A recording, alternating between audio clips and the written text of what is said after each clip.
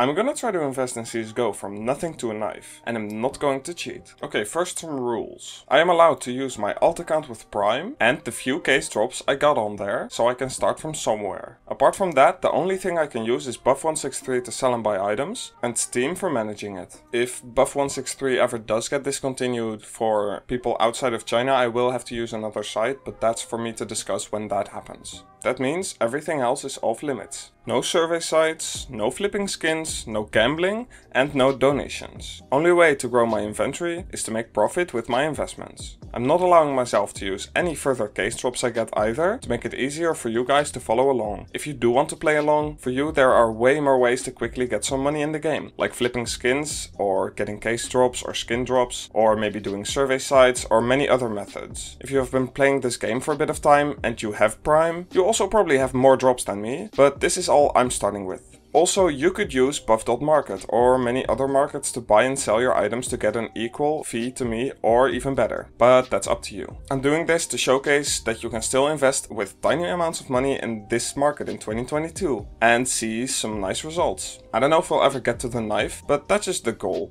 And until then, I'll just bring you guys along to see my thought process and to learn something. I got these drops so far: 1 Dreams and Nightmares case, 3 clutch cases, 1 snakebite case, 1 danger zone case and 1 fracture case. And remember, you could, for example, get the new recoil case ones or get some more drops than me, and you would have way more money to invest. I'm just starting at the lowest bound that I think most people would be able to reach within fairly easy parameters so that anyone can do this. Even if you don't have Prime, which costs $12.75, that's quite a bit of money. Even if you don't have Prime already, there are still ways to do this. For example, a good way to start is using survey sites or other sites that let you do stuff for skins. I won't recommend any specific ones, you can find them yourself, since this video isn't sponsored or anything. So with that being said, I traded the cases from my alt account to my main so I can sell them on Buff163. So let's do that. After selling them, I got 11.43 RMB, which is about €1.76. So that's the budget we're starting with. I have decided to buy Antwerp capsules for my first investment. I would have bought cheap cases because I think they're more reliable, but they already went up pretty high by the time of making this video. So instead I chose Antwerp, since I think it's a pretty good second place. I chose Antwerp because I think they look incredible and because they're so clean. I also really like the holo effects, and I think after discontinuing, which will happen in a few days, they might have some reasonable spikes. There are a lot more reasons why I think this is a great investment, even though there is so much supply. And if you want to know those reasons, click on my Antwerp investing guide at the end of this video. With the 11.43 RMB I got, I could afford one of every Antwerp capsule, including the Champions autographs, because I think the holos are quite nice. And also because I think diversifying is always better than choosing one and the same. After that, I had enough left to get 3 more capsules, so I decided to choose the Contenders and Challengers sticker capsules, because of their great looks and reliability. And for the last capsule, I chose the Contenders autograph capsule because of the comparatively limited supply on the market and because it contains the Rocks holo, which might have some more hype in the future. With that final capsule, I have 0.05 RMB left, which won't buy me much, so I bought 1 floppy paper sticker just for the fun of it and because it's so cheap anyway. For now, I'll just keep the other 0.02 RMB and buff, since it won't buy me anything useful anyway. The plan is to flip the capsule